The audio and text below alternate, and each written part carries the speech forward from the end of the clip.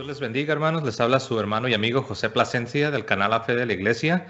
En esta ocasión nos acompaña a nuestro hermano y amigo Julio Coronado. Él está regresando, como saben, es la segunda vez que nos acompaña en el programa. Hermano Julio, ¿cómo estás? Dios te bendiga. Hola, hermano José, buenas tardes. Es un gusto saludarte nuevamente. Gracias a Dios, aquí estamos bien, bendecidos y muy contento de estar nuevamente en tu canal. Gracias, hermano, por la invitación. Quiero darle las gracias a todos los hermanos que me han dado la bienvenida con sus mensajes. Y aquí estamos para seguir haciendo la obra de Dios. Amén. Pues de nuevo, hermano, bienvenido. Y bueno, hermanos, en esta ocasión nuestro hermano Julio Coronado nos acompaña porque él nos va a compartir un par de temas. Iba a decir pasajes, pero no necesariamente pasajes, sino dos doctrinas. Son dos doctrinas, las dos se relacionan.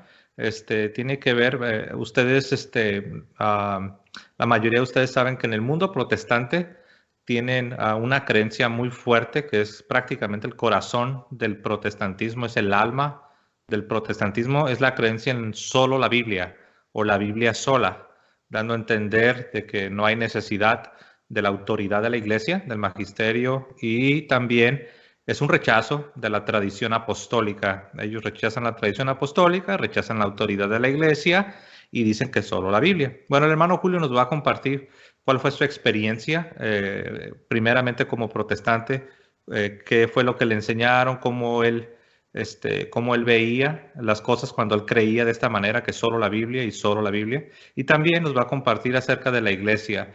Las dos cosas están muy relacionadas. Así es de que, bueno, sin más preámbulos, vamos a darle el espacio al hermano Julio, que él nos empiece a compartir acerca de estos temas. Adelante, hermano Julio. Durante los 35 años que estuve sirviendo a Dios,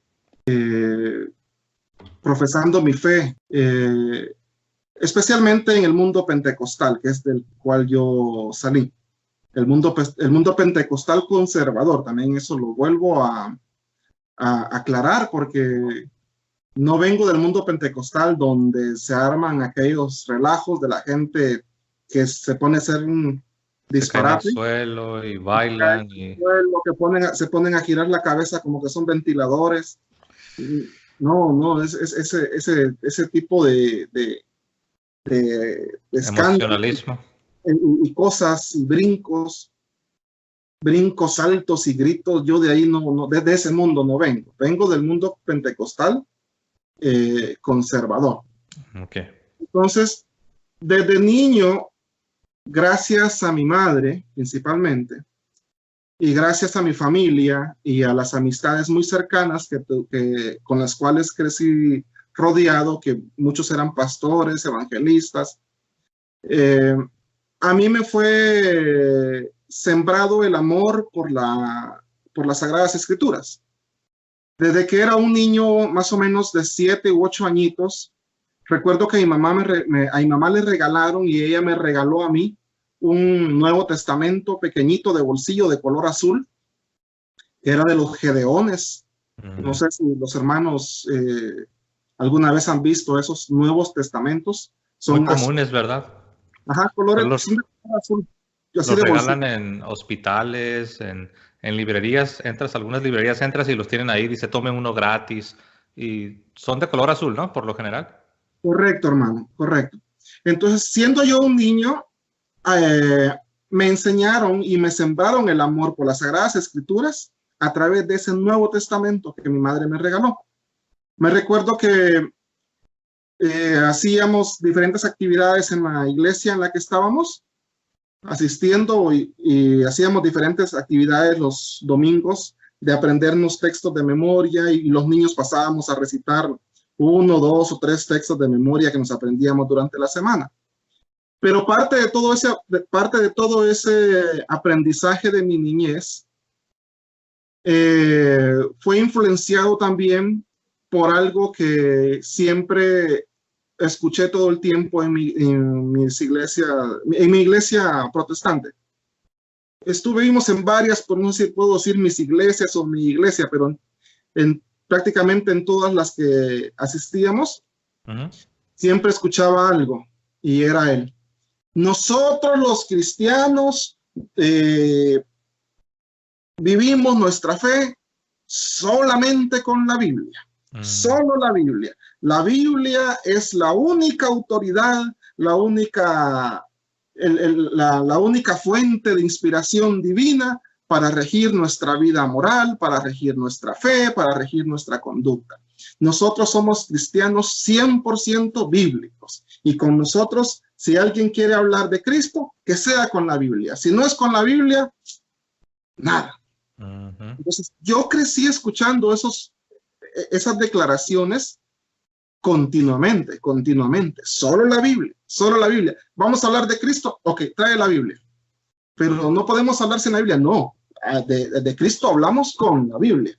Todo lo que tenemos que hablar de Cristo tiene que estar en la Biblia. Entonces, esas declaraciones como que se van metiendo en tu cabeza y van echando raíces, se van haciendo más fuertes y al final te terminan programando, como si se te instalara en tu mente ese programa con esos algoritmos que automáticamente, si algo de lo que te van a platicar no está en la Biblia, tú no eres capaz de, como dicen ahí, de poner el programa en stand-by, en pausa y escuchar con atención y razonar lo que te dicen. Si algo de lo que me iban a platicar del Evangelio no estaba en la Biblia, así fuera, no sé, la persona más respetable del pueblo, el que fuera a hablar conmigo, pero si lo que me iba a decir acerca de la fe no era con una Biblia en la mano y con un versículo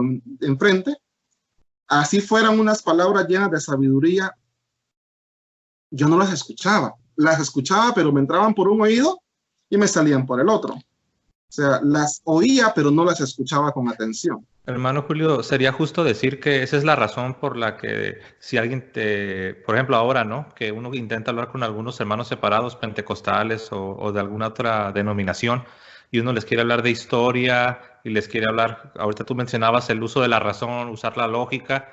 Esa es la razón, hermano, por la que muchas veces vemos que aunque les hablemos de historia, como que hay una barrera. ¿Está relacionado, hermano? Totalmente. Al menos en mi situación personal. Y puedo asegurarte sin temor a equivocarte que 9 de cada 10 hermanos protestantes viven la misma situación mía. Te programan, en el caso mío, que yo nací allí. No sé si aplicaría de la misma manera para los que ya han sido católicos, que un día se fueron, abandonaron la iglesia de Cristo, se fueron a una iglesia protestante, pero en el caso mío, que yo nací ahí, yo desde la cuna nací pues en un hogar protestante, pentecostal.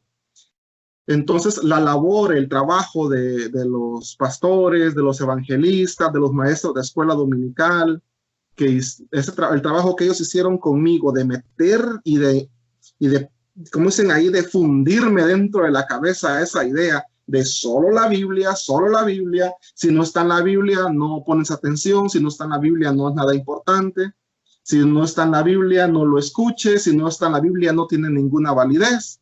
Entonces, al menos en mi caso personal, esa era la situación en la que me encontraba, en la que viví durante 35 años. Y ellos eran buenas personas, no lo hacían por malicia.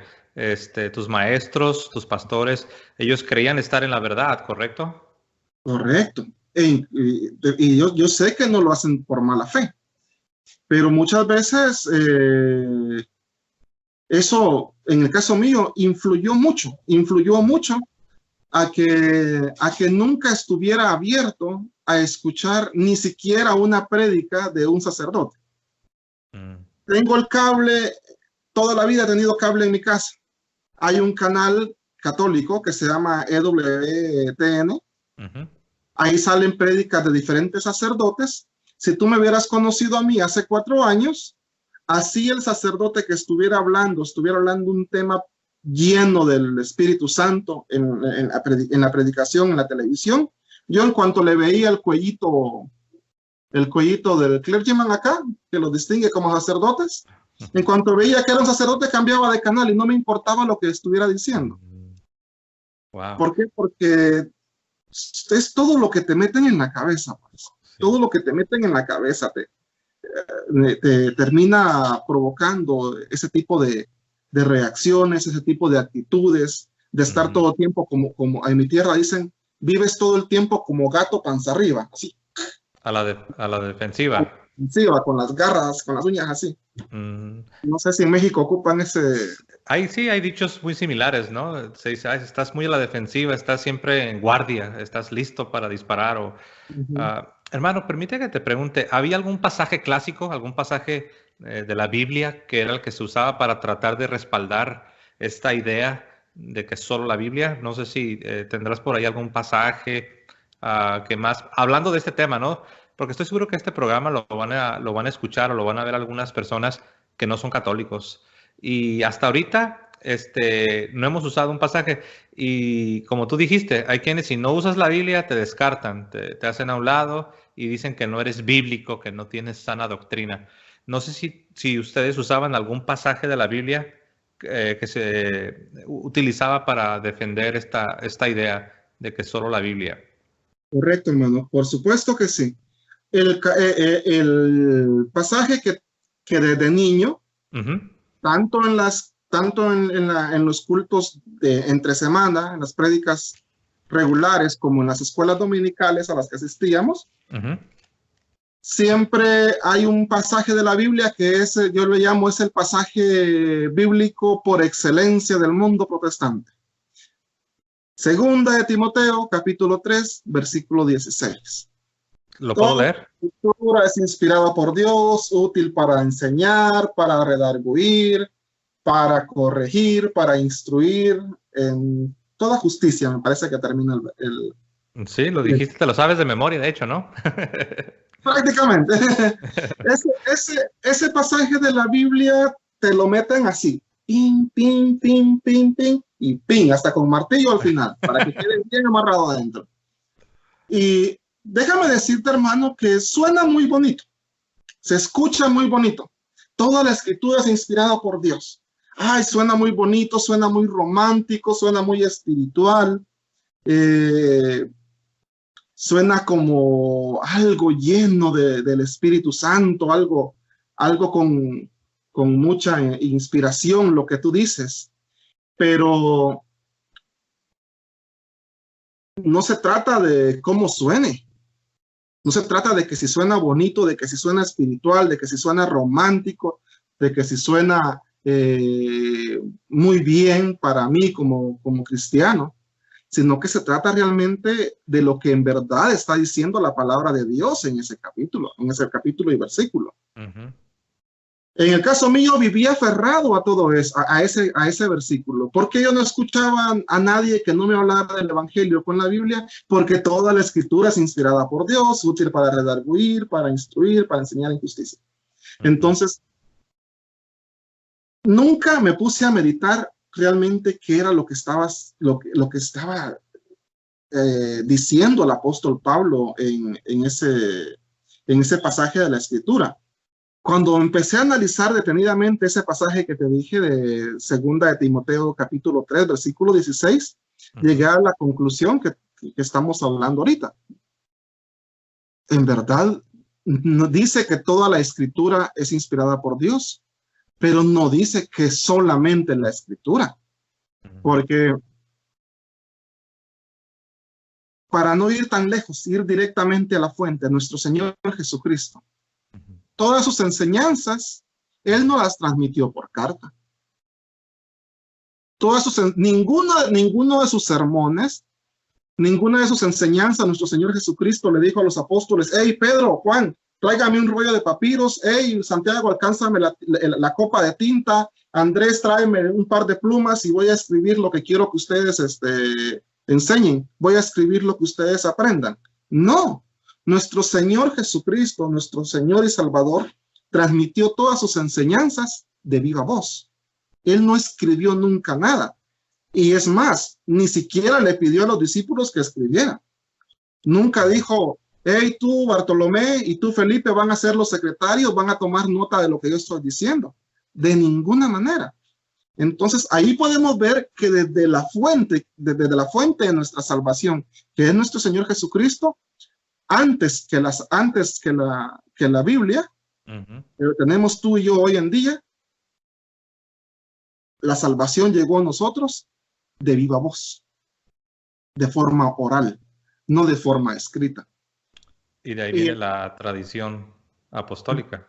Es lo que conocemos, es lo que la Iglesia ha enseñado durante 2000 años como sagrada tradición, o sea, la tradición apostólica. Las enseñanzas de viva voz que se transmitieron así, de frente, cara a cara, de Jesucristo a los apóstoles, y luego de la ascensión de nuestro Señor Jesucristo a los cielos, los apóstoles transmitieron esas enseñanzas a sus discípulos, a los que constituyeron obispos, presbíteros, diáconos, y luego estos ministros ordenados en la iglesia de Jesucristo transmitían lo mismo que les había transmitido Jesucristo a los apóstoles, y luego los apóstoles a ellos lo transmitían a toda la congregación, pero también de viva voz. Entonces, ¿en dónde queda eso de solo la Biblia? Me puse a pensar un día, si yo hubiera sido un evangélico pentecostal de la Iglesia Asamblea de Dios en el año 40, ¿con qué cara le iba a decir yo al apóstol Pedro, hey, muéstrame la Biblia para ver si es cierto lo que estás diciendo? ¿En qué capítulo de la Biblia dice lo que tú estás diciendo? ¿Con qué cara? ¿Con qué cara iba yo en el año 50 a decirle al apóstol Pablo, hey, oye tú, Pablo, eso que estás hablando de que ni los borrachos, ni los adúlteros, ni los fornicarios, ni los hechiceros, ni los idólatras entrarán en el reino de los cielos? ¿En qué capítulo y versículo lo dijo Jesucristo? A ver, muéstrame la Biblia.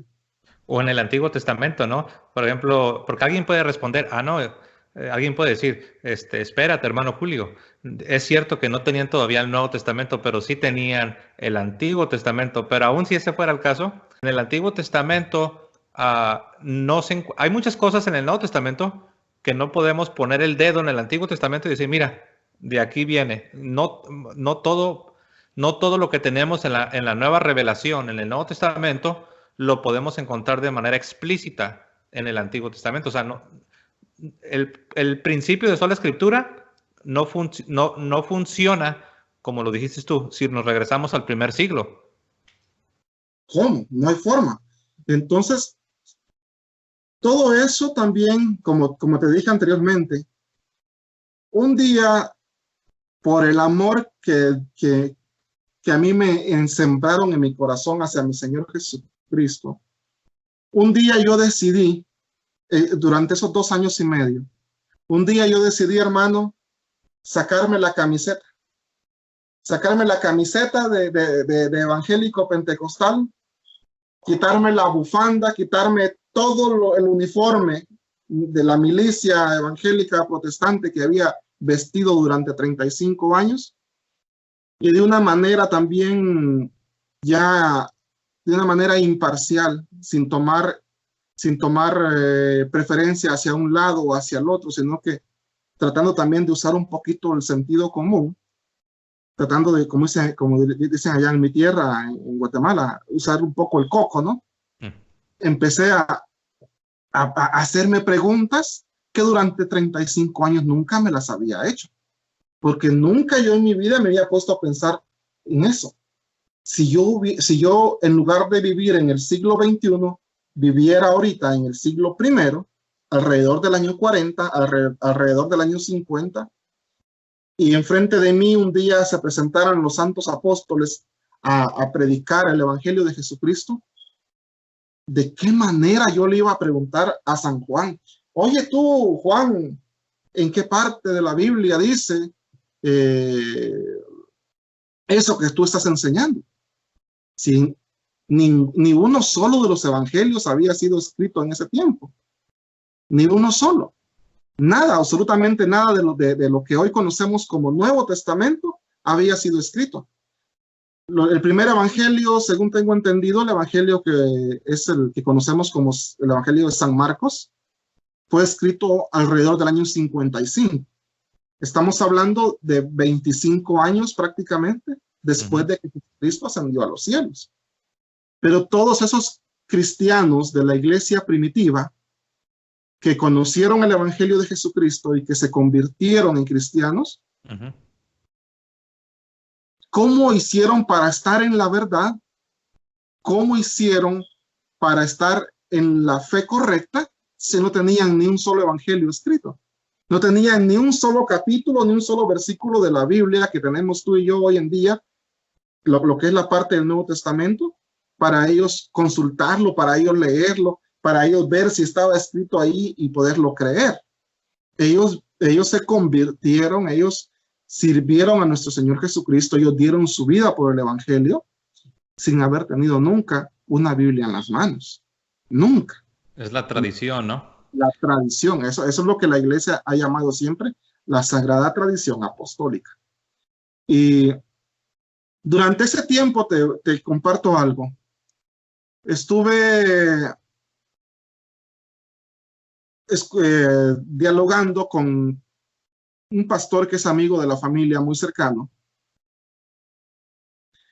Y hablábamos acerca de eso, de las olas, de por qué solo la Biblia, de por qué solo la Biblia. Y otro de los argumentos que también ya me lo habían enseñado antes, pero que no se utilizaba mucho para sostener esa doctrina, podríamos llamarle así entre comillas, es uno que está en 1 Corintios 4:6. Okay. Dice, en esto, hermanos, me he puesto como ejemplo a mí y a Apolo, en orden a ustedes, para que aprendan de nosotros aquello de no salirse de lo escrito y para que nadie se engría en favor de uno contra otro. Este es otro versículo que muchas veces también a mí me enseñaron que respaldaba la doctrina de que solo la Biblia, solo la Biblia, solo la Biblia. Pero de la misma manera que el versículo anterior de 2 de Timoteo 3:16 es ambiguo, porque también eso no lo había mencionado, pero el mensaje al final termina siendo un poco ambiguo en 2 de Timoteo 3:16, porque dice que toda la escritura es inspirada por Dios, pero no dice cuál escritura. O sea, no dice de dónde a dónde, no dice toda la escritura escrita por quién, toda la escritura escrita cuándo, no dice toda la escritura hecha dónde. O sea, en otras palabras. Pero queda, al final el mensaje es ambiguo, porque ¿cuál es toda la escritura? Sí, si me permites un comentario, hermano, creo que eso que estás diciendo es muy importante, porque si nada más tuviéramos la Biblia, entonces no sabríamos cuántos libros son escritura, 27, 37, 47.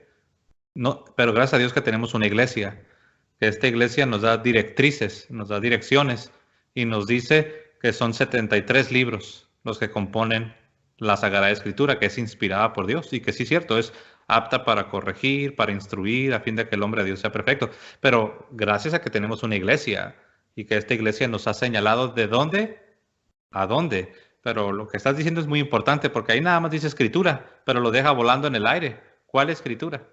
Es ambigua. La respuesta, el argumento al final termina siendo ambiguo. No te dice para la derecha o para la izquierda o de frente. Dice toda la escritura, pero ¿cuál es toda la escritura? ¿De dónde a dónde? San Pablo escribió ese versículo, esa carta alrededor del año 65 al obispo Timoteo en Éfeso. Pero en el año 65, si alguien me dice, se refiere al Nuevo Testamento, es mentira. Es mentira, porque en el año 65 ni el Evangelio de San Lucas no había sido escrito. El Evangelio de San Mateo tampoco. El Evangelio de San Juan tampoco había sido escrito. El Apocalipsis tampoco había sido escrito. La carta a los Hebreos tampoco. Las 3 cartas de San Juan, primera, segunda y tercera de Juan, tampoco habían sido escritas. Las dos cartas de San Pedro, primera y segunda de Pedro, tampoco habían sido escritas. Entonces, no puede decir alguien, ay, se refiere a la Biblia, se refiere a la Biblia. Porque no, la mayor parte del Nuevo Testamento que hoy conocemos como Sagrada Escritura no había sido escrito cuando San Pablo escribió eso de toda la Escritura es inspirada por Dios. Y este otro versículo de Primera de Corintios 4:6 es igual de ambiguo. Es el mismo, caemos en lo mismo, porque dice, a no salirse de lo que está escrito. Pero nuevamente te vuelves a preguntar, ¿de lo que está escrito dónde? ¿De lo que está escrito en qué? ¿De lo que está escrito por quién? ¿De lo que está escrito desde cuándo? Porque si es todo lo que está escrito, entonces vamos a decir que hoy toda la escritura en la que aparezca el nombre de Jesucristo, ¿tenemos que seguirla como inspirada por Dios? De ninguna manera. Se necesitó de una autoridad. Fue necesaria una autoridad inspirada por Dios a la cual el Espíritu Santo le revelara cuál era la verdadera palabra de Dios para nosotros. Entonces, ese versículo de Primera de Corintios 4:6 no resuelve absolutamente nada. Termina en lo mismo que Segunda de Timoteo 3:16. Esos son dos argumentos con los que yo trataba, con los que a mí me habían enseñado desde niño a tratar de defender eso de solo la Biblia. Pero cuando le ponen la lupa, dice nuestro querido padre Luis Toro, cuando le ponen la lupa, te das cuenta de que ahí no dice que solo la Biblia. Ahí dice de lo que está escrito, pero no dice de qué, por quién, cuándo, ni dónde, ni da, o sea, te deja igual que el versículo anterior. Otro pasaje también que a mí me enseñaron fue el de Primera de Corintios 14:37. Déjame ver. Voy a usar la Biblia Reina Valera, la Biblia protestante. Sí. Tengo las 12, tengo mi Biblia católica, pero también tengo la Reina Valera, amén, que es la que tengo incluso hasta más con muchas más notas que mi Biblia católica. Pero en Primera de Corintios 14:37, cuando yo me encontraba en ese dilema de por qué solo la Biblia, en una ocasión escuché defender esa doctrina a un predicador pentecostal con este versículo de Primera de Corintios 14:37, que dice: si alguno se cree profeta o espiritual, reconozca que lo que os escribo son mandamientos del Señor. Ahí sigue siendo lo mismo de Segunda de Timoteo 3:16, primera de Corintios 4:6. Nosotros creemos que lo que San Pablo escribió son mandamientos del Señor. Nosotros como católicos lo creemos. La iglesia lo ha enseñado siempre. Entonces, eso tampoco dice, solo lo que yo les escribo son mandamientos del Señor. Ahí no dice San Pablo eso. Ahí San Pablo está escribiendo una carta, dice, lo que les estoy escribiendo son mandamientos del Señor. Pero San Pablo no está diciendo ahí, solo lo que les estoy escribiendo son mandamientos del Señor. Entonces, eso tampoco respalda esa doctrina de solo la Biblia y solo la Biblia, porque San Pablo no está diciendo eso ahí, de ninguna manera. Él está diciendo que lo que él escribe es bajo inspiración del Espíritu Santo, pero no está diciendo que solamente lo que él escribe es bajo inspiración del Espíritu Santo. ¿Qué hay de todo lo que San Pablo predicó de viva voz sin haber escrito absolutamente nada?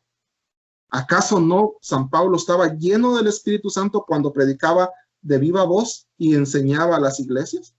Enseñaba a los nuevos creyentes. Entonces, O por ejemplo Jesús, ¿no?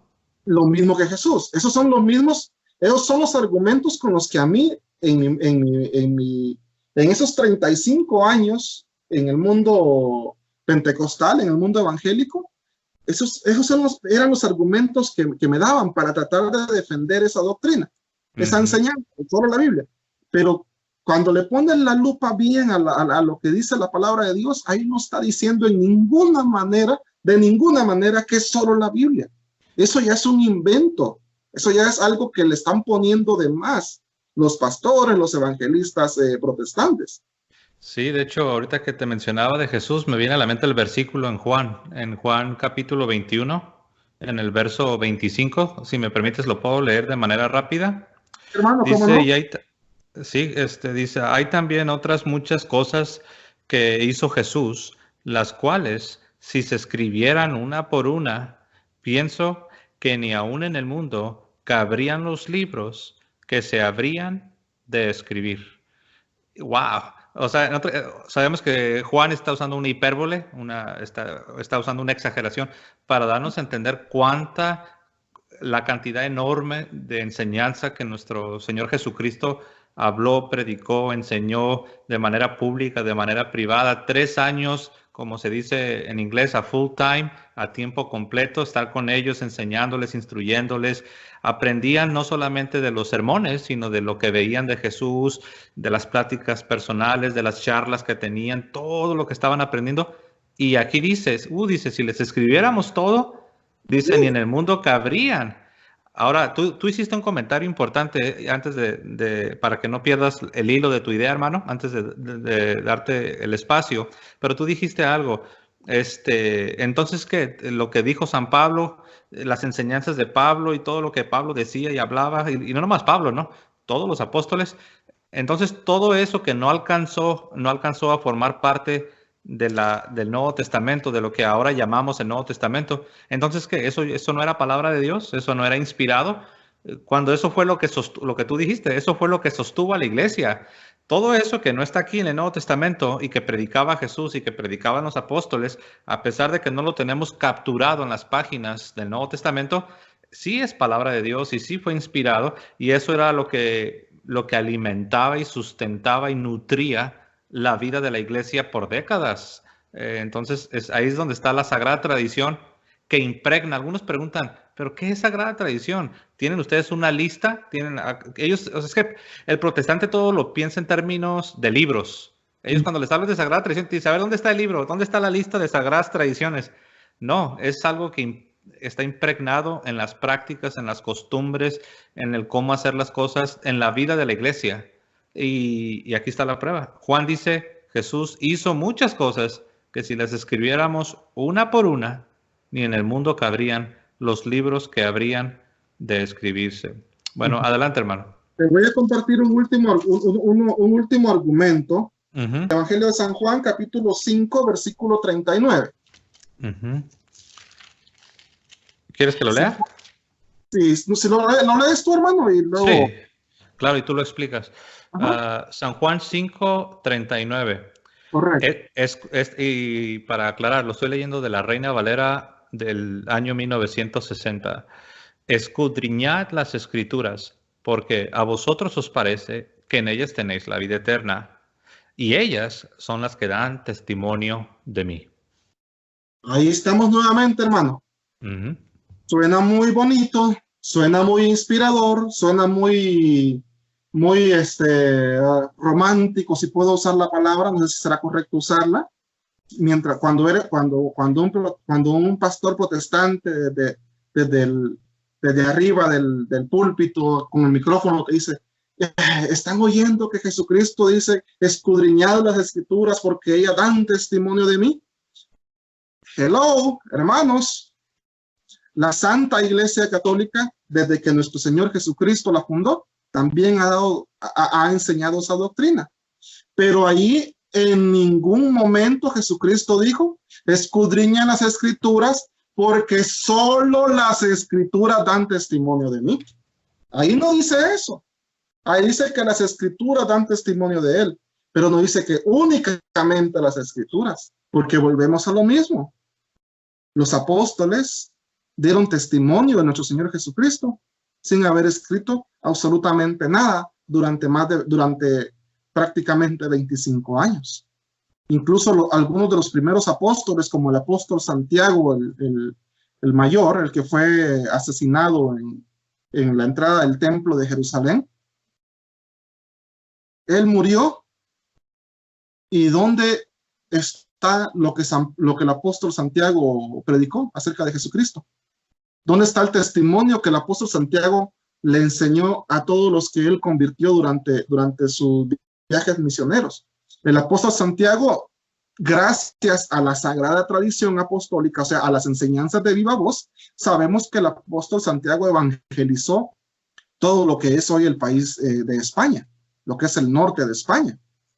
El apóstol Santiago hizo un viaje misionero desde Jerusalén, atravesó todo el Mediterráneo, toda la costa de Italia, ingresó por Francia y llegó hasta España a llevar el evangelio de nuestro Señor Jesucristo antes de que lo mataran, antes de que volviera a Jerusalén y lo capturaran y lo mataran. Pero ¿en dónde está el evangelio de Santiago escrito? ¿Dónde están las escrituras, el testimonio del apóstol Santiago acerca de nuestro Señor Jesucristo? ¿En dónde está escrito? No hay nada de él. ¿Qué podemos decir de los demás apóstoles que no aparecen nada de ellos aquí escrito en la Biblia? Por ejemplo, Santo Tomás. Santo Tomás que en sus viajes misioneros evangelizó la India. Me parece que incluso en la India fue que lo mataron, llevando el evangelio de Jesucristo. Pero ¿dónde está lo que Santo Tomás escribió? ¿Acaso no Santo Tomás también estuvo 3 años a tiempo completo con nuestro Señor Jesucristo siendo instruido por el Maestro? ¿Acaso no Santo Tomás también recibió el Espíritu Santo en Pentecostés? A ver, ¿dónde están las enseñanzas de San Andrés y San Bartolomé, los demás apóstoles que evangelizaron Mesopotamia, lo que es hoy Irak, Irán, los demás apóstoles que evangelizaron lo que es el norte de África, lo que es Egipto, lo que es Libia? ¿Dónde están las enseñanzas de San Mateo cuando evangelizó lo que hoy conocemos como Etiopía? Entonces, hay muchísima enseñanza de los 12 apóstoles en sus diferentes viajes misioneros que no aparece escrita por ninguna parte del Nuevo Testamento, pero todo lo que ellos enseñaron también es palabra de Dios y lo transmitieron únicamente de viva voz. Me dice una vez un pastor, durante esos 2 años de mi periodo de conversión, me dice, todo lo que hizo la iglesia primitiva está en el libro de los Hechos. Yo ya estaba más convencido de que estaba en el error, sin embargo no lo aceptaba por el mismo orgullo, por la misma soberbia, porque tengo que reconocer que mi orgullo protestante, mi orgullo evangélico, esa soberbia de no querer, como dicen ahí, reconocer que había vivido 35 años engañado, creyendo en algo que no existe en la palabra de Dios. Ese orgullo y esa soberbia, esa falta de humildad, era la que no me permitía a mí reconocer mi error, reconocer que me habían engañado, reconocer que sin mala intención, porque eso también quiero aclararlo, yo sé que no lo hicieron nunca con una mala intención, pero aún sin tener una mala intención, me metieron ideas en la cabeza que son totalmente falsas. Entonces, pensando un día, me puse a leer todo el libro de los Hechos. Desde el capítulo 1, empecé a estudiar el libro de los Hechos nuevamente. Pero estando en la lectura del libro de los Hechos, nuevamente, como que el Señor, como que yo le atribuyo todo esto a un milagro de Dios. Como que me tumbó me arrancó las escamas de los ojos y deshizo todo el cemento que traía fundido en mi cabeza con la idea de solo la Biblia, al hacerme razonar en lo siguiente. ¿Cómo es posible que la iglesia de Pentecostés, que la iglesia primitiva, la iglesia del primer siglo, que todo lo que enseñó esa iglesia durante 70 años, esté escrito en apenas 20 hojas, 20 páginas que componen el libro de los Hechos? ¿En qué cabeza cabe que todo lo que hizo la iglesia primitiva durante 70 años va a estar todo escrito en apenas 20 páginas. Háganme ustedes el favor. Y creo, hermano, que, por ejemplo, si tú ahorita abres el libro de los Hechos en el capítulo 1 y en el verso 1 y te pones a leer, creo que te tomaría como una hora. En una hora terminas de leer todos los capítulos del libro de los Hechos. O sea, hago este comentario en relación a lo que tú estás diciendo. ¿Cómo es posible que creamos que lo que sucedió en décadas, en años de sermones, predicaciones, misiones, espiritualidad, disciplina, que estamos hablando de una vida completa, por decirlo así, la vida completa de un predicador que empezó a servir a Dios de los 20 hasta los 80? Y si tú te sientas y te pones a leer el libro de los Hechos, creo que te toma como una hora leerlo, de todos los capítulos. En una hora ya lo leíste. Ajá. A mí me toma, yo que leo un poquito más, un poquito así. Más despacio.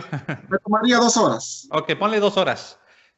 ¿Cómo es posible que creas que lo que se enseñó en décadas y décadas, en 2 horas te vas a sentar y eso no es todo? Eso es lo que tenemos aquí, como dijo Juan, ¿no? Jesús dijo e hizo muchas cosas, pero estas las hemos escrito para que crean. En otras palabras, está diciendo, miren, les he hecho un resumen de 21 capítulos para que ustedes crean, para que su fe sea fortalecida.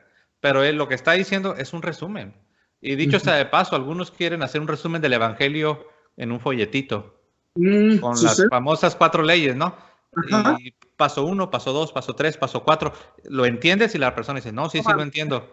Y ya quieren que rápido, cuando a Juan, yo siempre lo digo así, cuando a Juan su resumen le tomó 21 capítulos, él se tomó 21 capítulos para evangelizar, y tú lo quieres hacer con paso 1, paso 2, paso... No, así no es.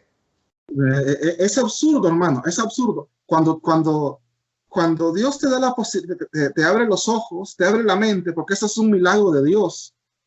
Yo eso lo atribuyo a un milagro de Dios en mi vida, porque mi cabeza estaba tan cerrada, mi corazón estaba tan endurecido, no entraba absolutamente nada en mi cabeza que no fuera lo que me habían enseñado durante 35 años. Pero Dios, yo siento que Dios fue haciendo ese milagro en mi vida poco a poquito. Como dicen ahí, de gotita en gotita fue Dios rompiendo esa tremenda roca que traía yo fundida dentro de la cabeza, que no me permitía usar el sentido común, razonar un poquito de manera personal, de manera independiente. Es como una burbuja, ¿no? Es una burbuja, ¿no? En la que te quedas encerrado. Vivía mi fe cristiana como un autómata, como un robot programado para repetir únicamente lo que el pastor Panchito o fulanito gritaba desde la tarima y me enseñaba, o que lo que la hermana Juanita me había enseñado en la escuela dominical, o lo que el evangelista Manolito me había enseñado en la campaña a la que asistimos. Entonces, estaba metido en una, ¿cómo dices tú? En una burbuja. Estaba viviendo mi fe de una manera autómata, sin raciocinio. Una fe muy pasional, pero irracional. No lo estoy diciendo por mis hermanos evangélicos, sino que lo estoy diciendo por mí. Lo que digo es por mí. Es lo que yo viví. Una fe muy pasional, con mucho amor a Jesucristo, con mucho amor a las Sagradas Escrituras, pero absolutamente irracional. Como alguien dijo, uno puede ser sincero. Uno puede ser sincero y honesto, pero puedes estar sinceramente equivocado. Puedes eres honesto, pero honestamente, sigues estando en error, aunque seas honesto, sincero, y tú le pidas a Dios que te ilumine, y todo lo que tú haces, lo haces con sinceridad y con sencillez, pero aún así puedes estar en error. Para terminar, hermano, con los argumentos que a mí me enseñaron para defender esa doctrina, también vamos al capítulo 17 del Evangelio de San Juan. Con ese vamos a terminar. De mi Biblia Reina Valera, 1960, la Biblia que durante toda mi vida protestante me enseñaron a estudiar y a no salirme de ahí. ¿Qué versículo? San Juan capítulo 17, versículo 17. Okay. Dice, santifícalos en tu verdad. Tu palabra es verdad. Hay como dicen, hay un versículo fuera de contexto, al final se vuelve un pretexto, pero al final este versículo tampoco está diciendo de que solo la palabra de Dios que fue escrita es la verdad. De ninguna manera. Ahí dice, santifícalos en tu verdad. Tu palabra es verdad. Pero no dice solo tu palabra que está escrita en cartas, o solo tu palabra que ha sido escrita en evangelios, o solo tu palabra que ha sido escrita en libros, es verdad. Ahí está hablando nuestro Señor Jesucristo de que la palabra de Dios que Él le había transmitido a los apóstoles durante 3 años era la verdad revelada de nuestro Dios. Entonces, nuevamente, puros versículos ambiguos, puros versículos que tienen una parte de verdad, pero que no respaldan esa doctrina de solo la Biblia y solo la Biblia y solo lo que está escrito en la Biblia. De hecho, estoy leyendo el versículo que sigue, hermano, o si tú lo quieres leer, el verso 18. Después de que dice tu palabra es verdad, es interesante lo que dice el verso que sigue, si lo quieres leer. Como tú me enviaste al mundo, así yo los he enviado al mundo. Es maravilloso. Sí, dice tu palabra es verdad y luego dice tu palabra vino primero por mí y luego así como tú me mandaste, la palabra de Dios encarnada que viene al mundo, dice así, dice de la misma manera, no parecida, dice así yo los envío y esa es la iglesia.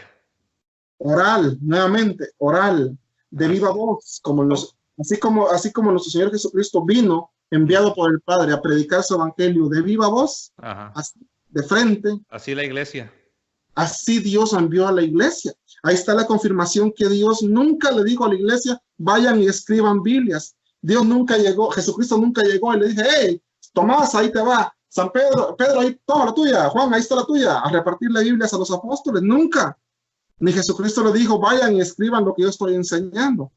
Jesucristo, con la misma visión, con la misma misión que fue enviado, con esa misma misión, envió a los apóstoles. El que lo reciba a ustedes, me recibe a mí. El que a ustedes escucha, a mí me escucha. El que a ustedes rechaza, a mí me rechaza. Y el que me rechaza a mí, rechaza al que me envió. Ahí volvemos a nuevamente a encontrarnos con la enseñanza de nuestro Señor Jesucristo de viva voz, de viva voz. Nuevamente caemos primero que el primer pilar fundamental de nuestra fe es la sagrada tradición. Antes de que existiera el Nuevo Testamento, antes de que la iglesia hiciera la Biblia, la columna que sostuvo la fe de los cristianos fue la iglesia por medio de la sagrada tradición. Así es. Mira, hermano, y yo sé que también ahorita ya vamos a entrar al tema de la iglesia, ¿no? Porque esto lo quieres conectar con la iglesia, pero para que no nos gane el tiempo, yo quiero hacer un comentario. El principal, como ya lo estamos diciendo, ¿no? Pero el principal método de enseñanza, tanto de Cristo como de los apóstoles, no era mediante cartas, no era mediante documentos, sino como ya lo has enfatizado, hermano Julio, era de viva voz, lo que le llamamos la tradición apostólica, que sí está hasta en la Reina Valera, pero le cambian las palabras. En la Reina Valera se habla de la tradición apostólica. Pero bueno, mira, Pablo en su primera carta a los Corintios, lo leo rapidito antes de brincarnos al tema de la iglesia. Primera a los Corintios 11, en el verso 34, lo leo. Primera a los Corintios 11, 34, dice, si alguno tuviere hambre, coma en su casa para que no os reunáis para juicio. Y noten la siguiente expresión, la segunda parte del verso 34. Las demás cosas las pondré en orden cuando yo fuere Cuando dice, miren, hay muchas otras cosas que necesito poner en orden con ustedes, pero no se las voy a escribir, las voy a poner en orden cuando yo fuere. Ahora, ¿por qué estamos citando este pasaje bíblico? Estamos demostrando que el principal método de enseñanza apostólica no era mediante cartas, no era mediante documentos. Hay un pasaje más, lo leo rápido. Segunda de Juan, en el verso, en Segunda de Juan, en el verso 12. Ya te lo iba a compartir también, hermano, y está espectacular. Excelente. Lo voy a leer, dice así. Tengo muchas cosas que escribiros, pero no he querido hacerlo por medio de papel y tinta, pues espero ir a vosotros y hablar cara a cara.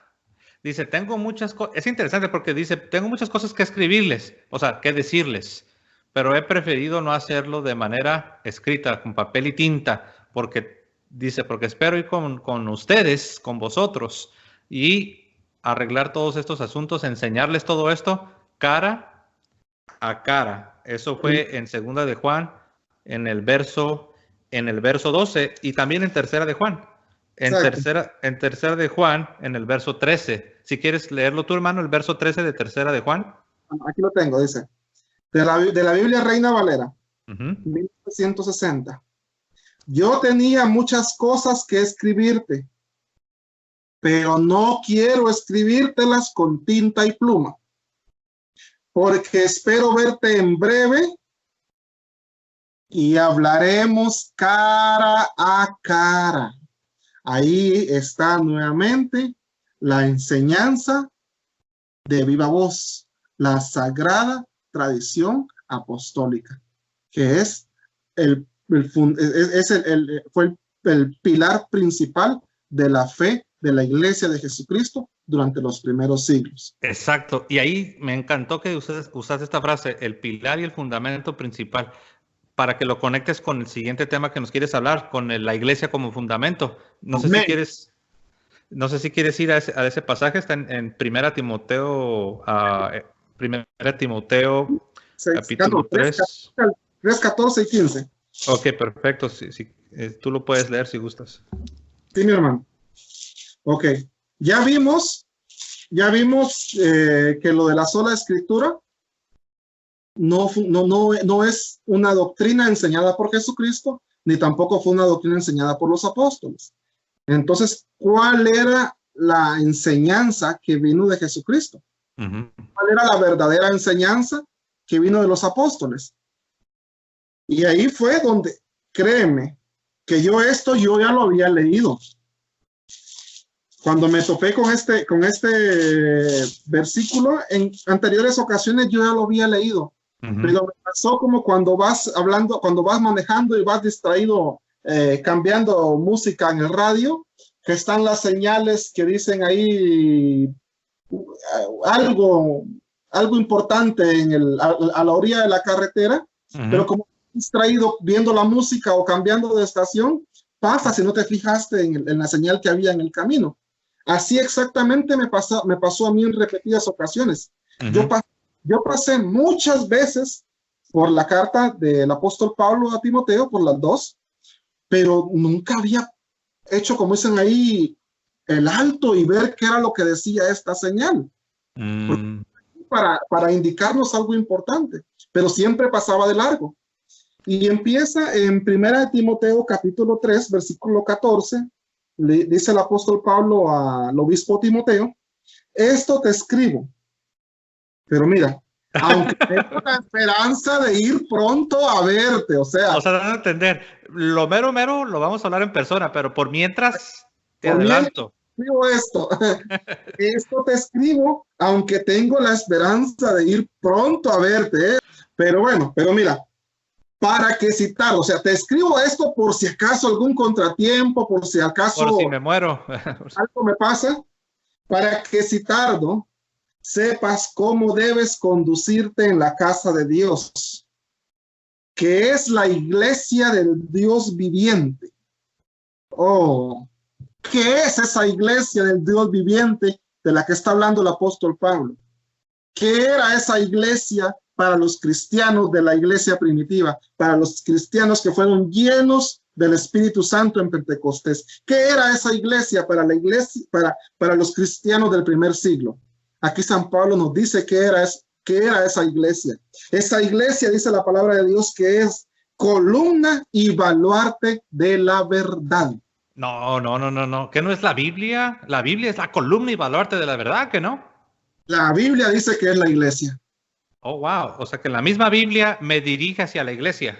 Exactamente. Wow. Yo pasé, no una vez, hermano, no pasé una ni dos, pasé docenas de veces de largo. Nunca puse atención a esa señal que estaba a la orilla del camino. Era como un conductor que iba al volante de su carro a 100 kilómetros por hora, pero distraído cambiando música o distraído viendo otra cosa. Y esa tremenda señal que estaba ahí a la orilla del camino, con eso tan importante acerca de mi fe, nunca la vi. Pasé de largo y nunca me enteré. Entonces, cuando yo vine a entender esto, ese argumento absurdo, ese argumento ambiguo de solo la Biblia, solo la Biblia, solo la Biblia, se hizo 1000 pedazos.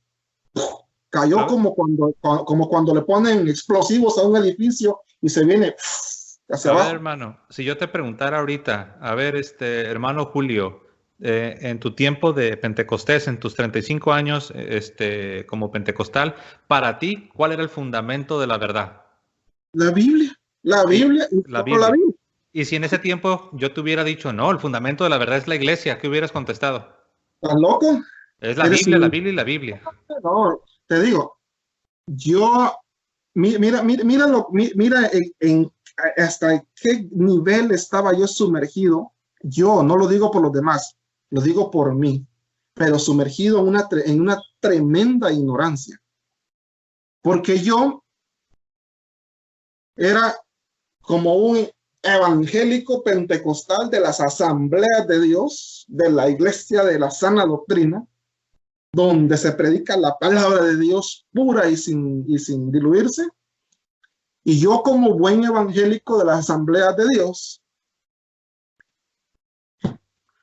no lo decía públicamente, pero lo creía. Yo veía a un católico con su crucifijo colgando aquí en el pecho, o con su escapulario de la Virgen María, o con su rosario, como tú estás aquí, hermano. Yo veía a alguien con un signo de esos que lo identificaban como católico, aunque no lo decía públicamente, pero yo en mi interior, yo me creía superior en conocimiento a cualquier católico. ¿Aún al Papa?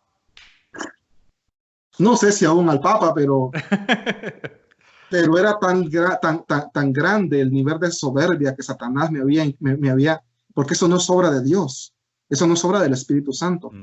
Esa soberbia es obra de Satanás. Entonces era tan grande el nivel de soberbia, el nivel de arrogancia respecto a las escrituras de mi parte hacia mis hermanos católicos cuando les veía una medallita o un símbolo que lo identificara como católico, que yo en mi mente decía, pobre, yo sentía lástima, mira hasta qué grado llegaba. Pobres almas, Dios, pobre gente. Pobrecitos tan ignorantes, viven siguiendo doctrinas y enseñanzas de hombres. Yo soy cristiano evangélico y yo sí vivo solamente con la Biblia. Solo la Biblia y solo la palabra de Dios. Pero la Biblia, como acabamos de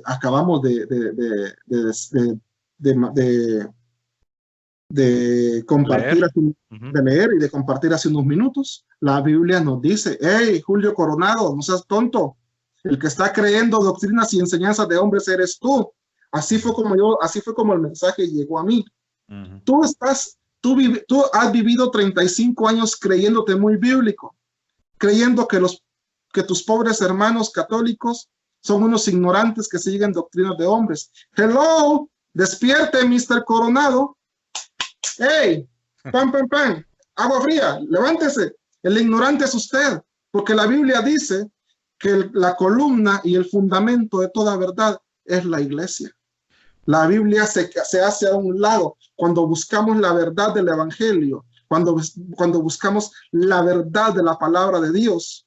La Biblia se hace a un lado y nos refiere a la iglesia. Hermano, no sé si esto te pasó a ti, pero a mí sí me pasó. Ahorita me dices si esto te pasó a ti. El primer paso que yo acepté cuando ya estaba en mi proceso estaba descubriendo lo que en verdad era la Iglesia Católica, lo que en verdad es la fe católica. A mí me pasó, hermano, que la primera parte de este pasaje que nos acabas de leer, donde dice que la Iglesia es el fundamento y es el pilar de la verdad, lo primero que yo acepté es que dije, sí es cierto, pues si ahí dice la Biblia, pues tiene que ser verdad, ¿no? Entonces yo lo primero que acepté es que sí es cierto, la iglesia es el fundamento y es el baluarte o el pilar de la verdad divina. Pero mi problema o mi dilema ya era de diferente naturaleza, porque dije, ok, no puedo contradecir las palabras de la misma Sagrada Escritura, porque ahí dice que es la iglesia y punto, y se acabó. Pero mi problema, y es un buen problema, un problema entre comillas, mi problema es, ¿cuál iglesia? Exactamente, hermano. ¿Cuál? Pasamos por la misma, como ese gallo, nos cayó el mismo baldazo de agua fría. Sí, porque si eres bíblico tienes que aceptar que sí es cierto. Dice, ok, bajo las manos, me rindo. La iglesia es el fundamento de la verdad, pero ahí no acaba, ahí empieza. Ahora te tienes que preguntar, ¿cuál iglesia? Ahora, una vez un protestante me respondió esto. No, se refiere a la iglesia espiritual, invisible, que nadie puede ver. Le dije, no tiene sentido, porque aquí dice que la iglesia es el fundamento de la verdad. En otras palabras, de las doctrinas verdaderas, de las enseñanzas verdaderas que se supone que tú y yo tenemos que poner en práctica y se supone que tú y yo tenemos que vivirlas y encarnarlas. ¿Dónde está esa iglesia que nos va a instruir a ti y a mí con las doctrinas bien específicas que me van a controlar a mí y a mis hijos y a la comunidad y a los creyentes? Dije, ¿dónde está esa iglesia? Tiene que ser visible, no puede ser espiritual. Exacto, pero bueno, te dejo que sigas, hermano. Exactamente, hermano. Mira, la honra y la gloria sea para Dios porque no, sin duda Dios está hablando a través de ti y de mí en este momento a toda la audiencia, porque nos cayó el mismo balde de agua fría, hermano. Cuando yo me encontraba en esa situación, también me llegué a hacer esa pregunta. Caí en ese mismo problema. ¿Cuál iglesia? ¿Será mi iglesia Asamblea de Dios? ¿Será la iglesia de mi niñez? ¿La iglesia de Dios de la profecía universal? ¿Será la iglesia Águilas Centro Familiar Cristiano de aquí de Las Vegas? ¿Cuál iglesia? Pues la respuesta es obvia. ¿De cuál iglesia está hablando el santo apóstol Pablo ahí? Está hablando de la única iglesia que ha estado firme y que ha estado visible y que ha estado presente y que el mundo entero ha visto predicar el evangelio desde el primer siglo. No desde hace 100 años, no desde hace 150 años, ni hace 200 años, como me dijo el pastor con el que te platiqué del asunto de la carta del libro de los Hechos, que hablando un día yo de la iglesia visible, ¿dónde estaban esos grandes siervos de Dios llenos del Espíritu Santo que anunciaban el evangelio en los primeros siglos? ¿A qué iglesia pertenecían? Y este pastor que me visitó, que me visita continuamente porque me hace trabajos de pintura, me dice, hablando de eso, si usted quiere hablar de esos hermanos, de esos grandes siervos, yo le puedo poner como ejemplo a John Wesley, hermano. John Wesley, el padre de la iglesia metodista. Come on, hermano, váyase con ese cuento a otro lado, le dije. Hábleme del siglo primero, siglo segundo, siglo tercero, siglo cuarto, siglo quinto. John Wesley, usted me está hablando de un tipo que hace 200 años ni existía. Antes de John Wesley, muéstreme usted un solo evangelista lleno del Espíritu Santo que perteneciera a la iglesia metodista. Hágame el favor. No existía. Automáticamente. Mira, hermano, hagamos un ejercicio rapidito. Supongamos que tú y yo regresamos en la máquina del tiempo 5 años atrás. 5 años atrás, vamos a regresar. Si yo regreso en tu vida 5 años atrás y te pregunto, ¿cuál es la iglesia bíblica verdadera? ¿Tú qué responderías? ¿Qué nombre me darías? La iglesia de Pentecostés. Okay. Es lo que todo el mundo dice, la iglesia de Pentecostés. Okay. Y nosotros somos esa iglesia de Pentecostés. Ok, y tú así respondías, ¿verdad? Pero en otras palabras, si yo te preguntara así, pero aquí, ¿a dónde voy? Tú me responderías que a las asambleas de Dios, ¿no? Me imagino. ¿Cuál era la respuesta que dabas? Las asambleas de Dios, porque es la iglesia donde fui bautizado. Ok. Ahí, Fíjate, lo interesante, hermano, que si hacemos el mismo ejercicio conmigo, si nos vamos 5 años atrás, y tú me preguntas a mí cuál es la verdadera iglesia bíblica con sana doctrina, mi respuesta era diferente a la tuya. Mi respuesta era ser bautista fundamental independiente. Fíjate nada más. Si te preguntamos a ti, tú decías, no, lo correcto, lo más apegado a la Biblia, lo más sano, lo más bíblico, lo más espiritual, es ser un pentecostal y de preferencia de las asambleas de Dios. Pues yo te hubiera dicho algo totalmente diferente. No, tienes que ser un bautista, tienes que ser fundamental, tienes que ser independiente y tienes que ser de las sendas antiguas, que por cierto, muchos usan esas frases, ¿no? Que las sendas antiguas, pues ¿cuáles sendas antiguas? No hay sendas más antiguas que las sendas de la iglesia católica. Exacto. Y lo podemos comprobar siglo por siglo. No hay forma de que ninguna iglesia vaya a donde vaya, como les dije en mi testimonio. Así se recorra en el mundo entero, desde el polo norte al polo sur, desde el extremo este al extremo oeste. Así le den la vuelta a todo el globo terráqueo. En ninguna parte van a encontrar otra iglesia que con pruebas documentales, con pruebas históricas, con pruebas arqueológicas, les demuestre su presencia real, su presencia visible, anunciando el evangelio de nuestro Señor Jesucristo desde el primer siglo hasta el día de hoy, sin faltar ni un solo día sobre la faz de la tierra. Pueden ir a recorrer las 70,000 diferentes denominaciones, que ninguna de esas denominaciones protestantes tiene sus raíces en los apóstoles, mucho menos en nuestro Señor Jesucristo. La única iglesia que nuestro Señor Jesucristo fundó, la fundó en San Mateo capítulo 16, versículo 18-19. Yo a ti te digo que tú eres Kefa, le dijo el Señor, porque el Señor Jesucristo no habló en griego ni habló en otros idiomas. Lo habló en arameo, su lengua natal, su lengua nativa, su lengua materna. ¿Sabes qué me dijo uno? ¿Sabes qué me dijo uno? No, dice, pero no tenemos pruebas, es lo que creen, que Jesús hablaba arameo y por eso sacan ese argumento de Kefa, dice, pero lo que tenemos es el griego. Pero ¿sabes qué le contesté? Me dice, ¿me puedes mostrar, un manuscrito, porque él sabe que los manuscritos que tenemos son en griego y ahí la palabra pues es Petra, ¿no? Me dice, a ver, muéstrame el manuscrito donde diga Kefa. Y le dije, sí, te lo puedo mostrar. Y lo llevé a Juan. Lo llevé a San Juan. Sí. Donde Juan dice que Jesús dijo Kefa y todavía Juan dice que traducido es Petra. Jesús hablaba arameo. San Juan 1:42, aquí lo tengo. Ahí está, mira. Y lo llevé y se quedó así. Me dice, a ver, muéstrame el manuscrito arameo. Le dice, ¿tienes pruebas? Le dije, sí, tengo pruebas. Vámonos a Juan capítulo 1. Y le dije, ahí dice que Jesús dijo, tú eres Kefa, que traducido es Petra.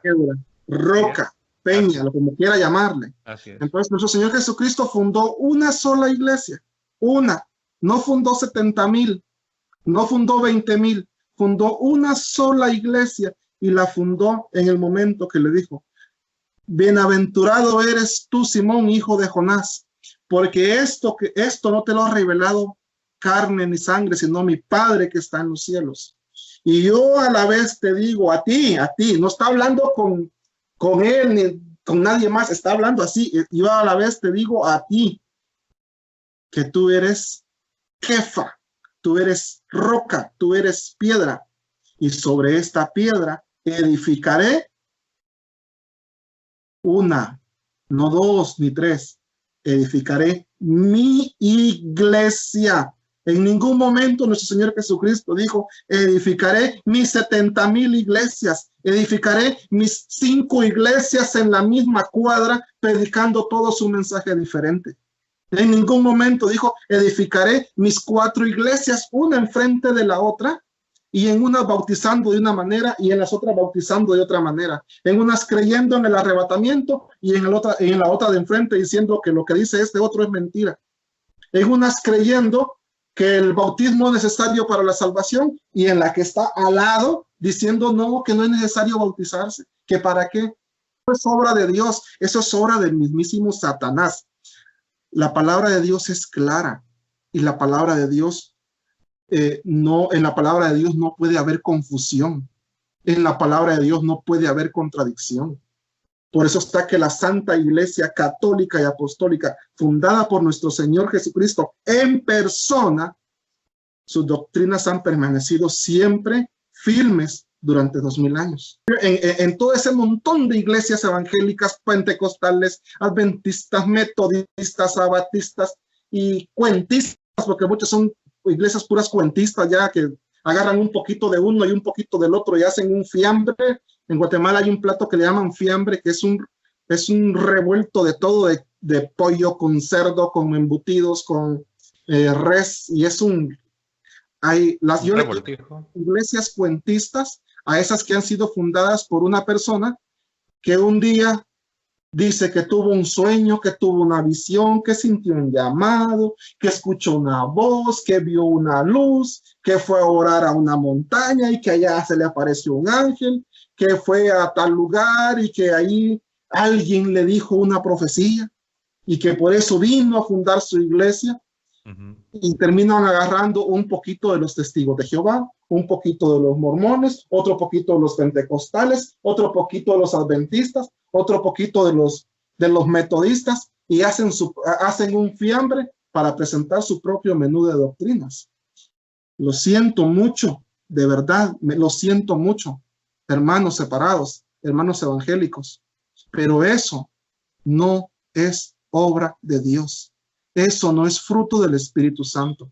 El Espíritu Santo de nuestro Dios no trae confusión. El Espíritu Santo no trae contradicciones. Entre ustedes están 4 iglesias a la par de la otra, todas en una misma cuadra y todos contradiciéndose todos los días los unos a otros. Porque yo eso lo experimenté con lo que te platiqué de mi testimonio. Vinieron esos hermanos aquí a mi casa que me resultaron diciendo que la Trinidad no era verdad. Eran muy evangélicos, muy cristianos, pero diciéndome que la Santísima Trinidad era una mentira y que eso no era verdad. Vinieron diciéndome, no, usted cree en el rapto, eso es una falsa doctrina. Come on, por favor, despierten. Sí. El Espíritu Santo de Dios nunca inspira confusión en su iglesia. Eso que estás diciendo me pasó a mí. Estábamos nosotros en nuestra iglesia bautista y los vecinos, y cuando digo vecinos, realmente, literalmente los vecinos, los de al lado. Los de al lado eran de una iglesia presbiteriana y cruzando la calle estaba la iglesia de Cristo, The Church of Christ, la iglesia de Cristo. A un costado estaba otra que se llamaba la iglesia evangélica. Un poco, tal vez una milla de donde estábamos, estaba la iglesia evangélica libre, que era diferente. Y un día yo me puse a pensar, dije, cada miércoles, cada domingo aquí estoy. Y cada miércoles y cada domingo veo a mis vecinos, que los veo llegar en sus carros, se meten a su iglesia, yo me meto a mi iglesia, ellos escuchan su sermón, yo escucho mi sermón, ellos tienen sus cantos, yo tengo mis cantos. Y era como un ritual. Y yo me puse a pensar, y ni siquiera cada quien venimos, hacemos lo nuestro y nos vamos a nuestra casa. Y ni nos conocemos, ni estamos de acuerdo, ni tenemos comunión, y es como si no existiéramos, y eso que somos vecinos. Un día le pregunto al pastor, ¿conoces al pastor de acá al lado? Me dice, no, no lo conozco. Y yo le dije, bueno, me imagino que han de ser nuevos, ¿no? Me dice, no, dice, ellos están antes de nosotros. Y yo le digo, pues, ¿cuánto tiempo tienen ustedes? Dice, pues tenemos 30 años y ellos ya estaban aquí. Y me quedo así, le digo, ¿y no conoces al ministro de aquí, el de al lado? No, no lo conozco. Ahora, con el que yo hablaba era el pastor de jóvenes. Yo todavía di el beneficio de la duda y dije, bueno, voy a hablar entonces ahora con el pastor principal. Y le hice la misma pregunta. Le dije, pastor, disculpe, ¿usted conoce al pastor de aquí de al lado, de la iglesia presbiteriana? No, no lo conozco. Y de verdad, nunca han tenido alguna interacción, algo. No, no lo conozco. Y dije, wow, dije, 30 años siendo vecinos y no se conocían. Y dije yo, algo aquí no está bien. Y después dije, ¿qué pasa con los de enfrente? La iglesia de Cristo. Si no conoce a los de al lado, pues menos a los de allá de enfrente. Y eso me dejó a mí pensando de tal forma que yo me propuse, según yo, me propuse investigar cuál era la iglesia histórica. Yo no decía iglesia católica, yo no decía voy a descubrir a la iglesia católica. Yo decía, no, al menos voy a investigar cuál es la iglesia histórica, cuál es la iglesia de las edades, cuál es la iglesia de los siglos. Y obviamente, ¿no? Eso me llevó a descubrir a la única iglesia, a la iglesia católica. Fíjate, hermano, que otro pasaje. La carta a los Efesios, capítulo 3, versículo 10, acerca de la iglesia que Jesucristo fundó, la iglesia del primer siglo y que es la única que permanece hasta el día de hoy. Dice, para que la multiforme sabiduría de Dios sea ahora dada a conocer por medio, dice ahí que por medio de la Biblia, dice que por medio de las cartas, dice que por medio del Nuevo Testamento, dice la Biblia que la multiforme sabiduría de Dios se nos va a ser dada a conocer por medio de la iglesia. No dice por medio de las cartas que yo les escribo. No dice por medio del evangelio. No, dice que la multiforme sabiduría de Dios nos va a ser revelada por medio de la iglesia. Tremendo rótulo a la orilla del camino, grande, fluorescente, con letras rojas así bien grandes. Y puedes creer que pasaba yo de largo y nunca lo veía. Por medio de la iglesia. Por medio de la iglesia. Para que la multiforme sabiduría de Dios sea dada a conocer por medio de la iglesia a los principados y potestades en los lugares celestiales.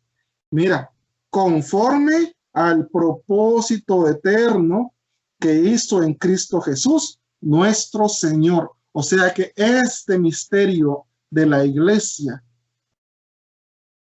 dándonos a conocer la multiforme sabiduría de Dios, era ya un propósito, un plan, un proyecto de Dios, que nació de Dios, un proyecto divino. No es un invento del Papa, no es un invento de los obispos, es un proyecto que nació en el ser de Dios. Es un proyecto con un propósito, dice ahí, un propósito conforme al propósito eterno que hizo en Cristo Jesús, nuestro Señor.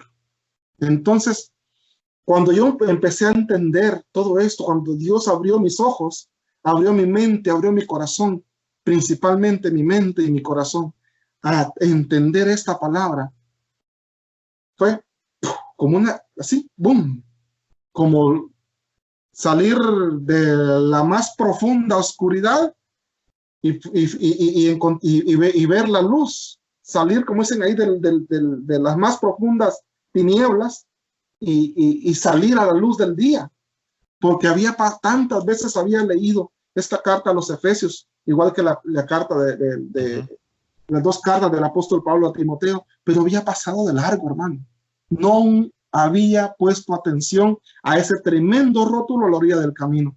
Y ahí mismo, en la carta a los Efesios, en ese mismo capítulo 3, tantito seguimos leyendo 10 versículos adelante, Efesios 3:20, ¿qué nos sigue diciendo el apóstol Pablo acerca de la iglesia?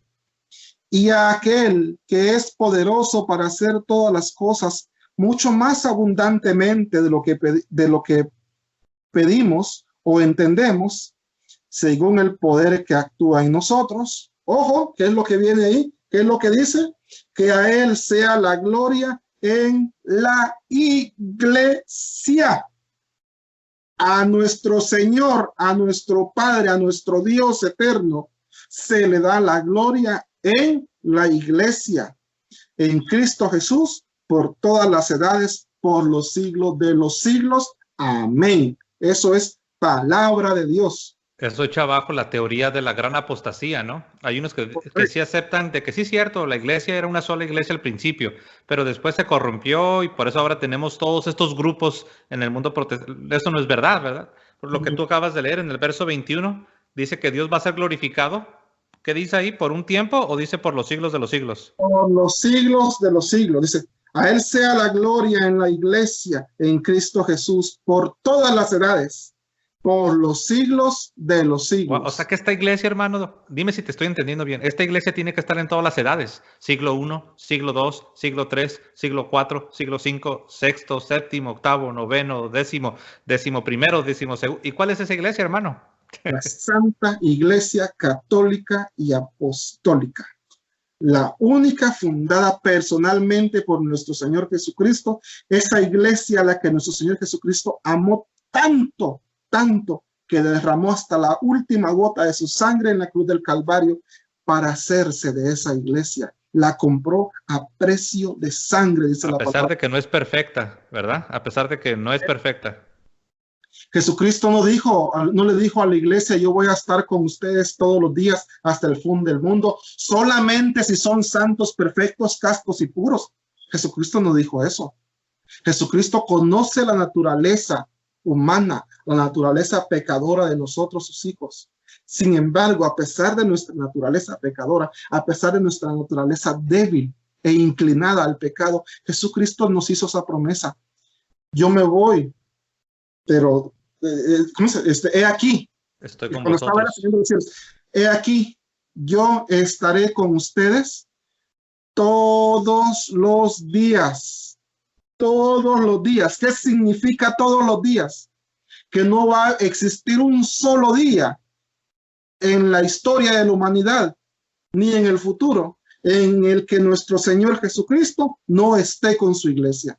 Yo voy a estar con ustedes todos los días hasta el fin del mundo, y las puertas del infierno jamás la podrán vencer. Esa es la promesa salida de los propios labios del Dios omnipotente, de los labios de nuestro Señor, de nuestro Creador, del que nos redimió del pecado, diciéndonos, no tengan miedo, que nada los atormente, que nada los haga perder la fe. Yo voy a estar con ustedes todos los días hasta el fin del mundo. Si en la iglesia llegan malos creyentes, gente que llega a dar un mal testimonio, de malos sacerdotes o algún papa también malo. Malos papas, malos obispos, malos presbíteros, malos católicos, que eso no les quite la paz.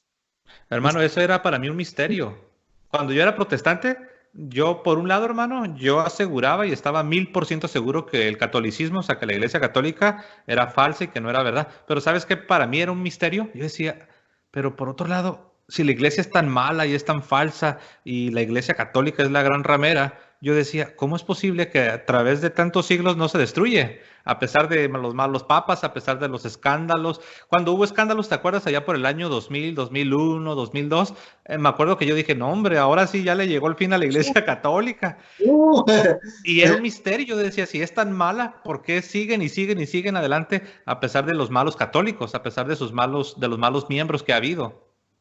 Trigo y cizaña, así lo enseñó nuestro Señor Jesucristo. Él plantó trigo, pero llegó el enemigo, llegó Satanás ese mismo día, ni siquiera esperó un tiempo. El mismo día que el Señor Jesucristo plantó trigo por la mañana, por la noche llegó el diablo y plantó cizaña. Nuestro Señor Jesucristo así lo enseña. ¿Y qué dice él?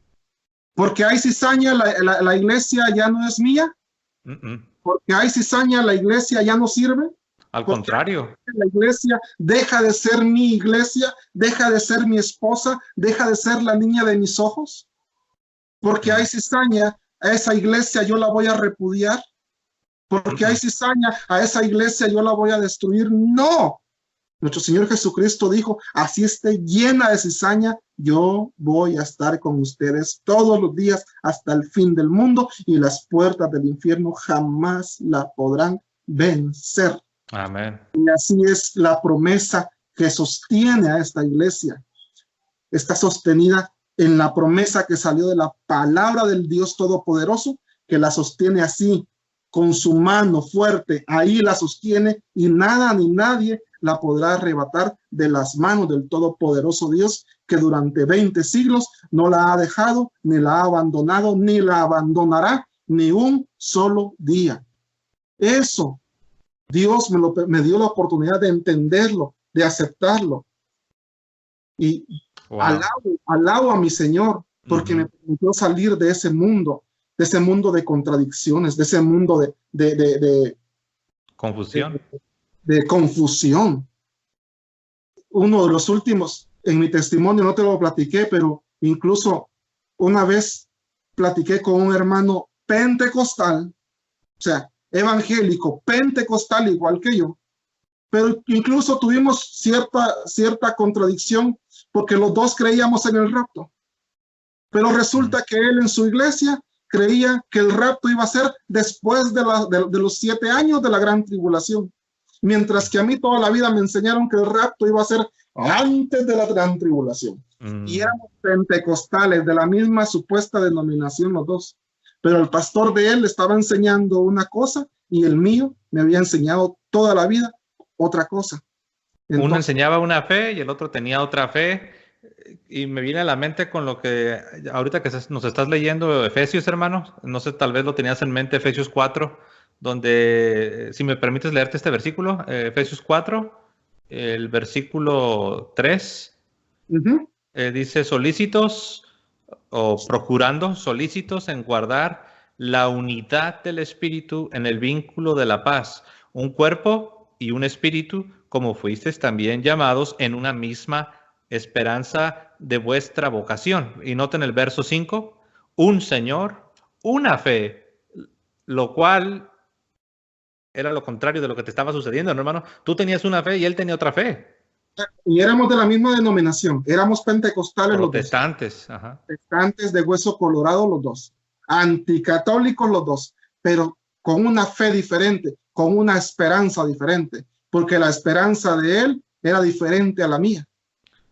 Porque mi esperanza era que yo no iba a pasar por la gran tribulación, mientras que la esperanza de él es que a pesar de que iba a pasar por la gran tribulación, iba a irse en el rapto.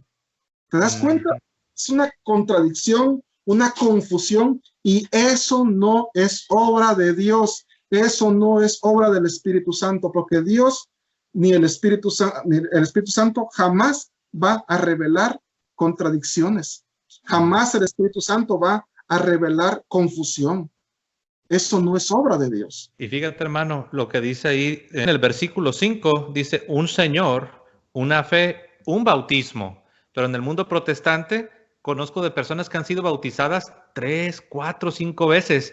Y cuando platicas con ellos y les dices, ¿cómo que has sido bautizado 3, 4, 5 veces? Sí, dices que mire, de niño yo era pentecostal, pero éramos unitarios.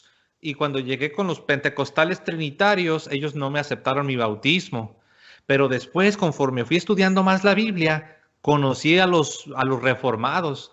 Pero los reformados, como se dieron cuenta que yo venía de un ambiente carismático, tampoco aceptaron mi bautismo y me volvieron a bautizar.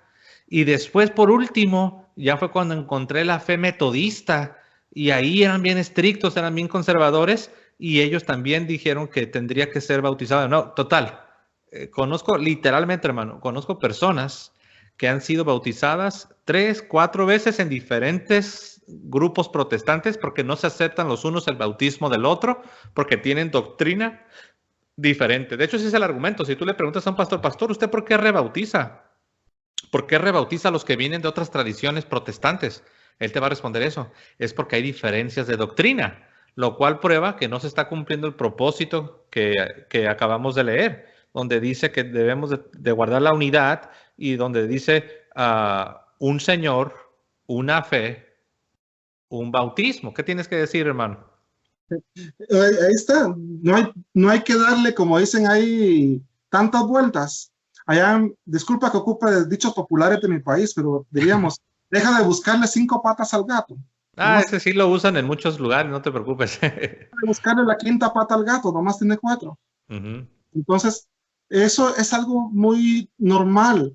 Es tan grande la confusión, el caos yo comparo, disculpen que yo soy, no sé si es porque soy un hombre de campo, que me gusta usar mucho los dichos populares, pero el desorden y la confusión en el mundo evangélico, en el mundo protestante, es tan grande que yo he llegado un día haciéndome una sopa instantánea. Saqué de la bolsa el paquete de fideos y dije yo, y viéndolo ahí, dije yo, wow, esto es como así de enredado, así como están de enredados los fideos de la sopa instantánea, así están las doctrinas en el mundo evangélico, en el mundo protestante. Sí. Es un caos, un desorden, un enredo total. Todos se contradicen unos a otros. Este dice una cosa, el otro dice otra. A mí me tocó con respecto al bautismo hace como unos 7 años, 6 o 7 años. Me invitó un hermano a una iglesia de estas unicitarias, apostólicas, que se llaman. Y estuve platicando con él en unas 2 o 3 ocasiones y tocamos el tema del bautismo. Y me dice él, es que si usted, hermano, viene acá con nosotros, sí va a tener que volver a bautizarse, porque el bautismo que usted recibió en las asambleas de Dios, en nombre del Padre, del Hijo y del Espíritu Santo, ese bautismo no es válido, hermano. ¿Sí sabía usted que ese bautismo no sirve? Así me dijo, no es pastor, es como asistente del pastor, podríamos llamarle. Ese bautismo no es válido, ese bautismo no sirve. Si usted viene con nosotros, va a tener que bautizarse solamente en el nombre de Jesús. Sí. Caramba.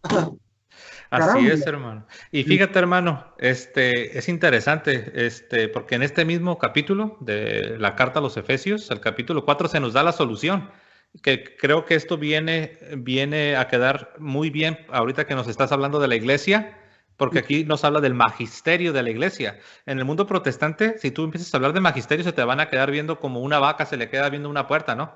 Se te van a quedar viendo como diciendo, ¿magisterio? ¿Qué es eso? Bueno, magisterio simplemente significa los maestros de la iglesia, ¿verdad? De ahí viene maestro de magistro, magisterio.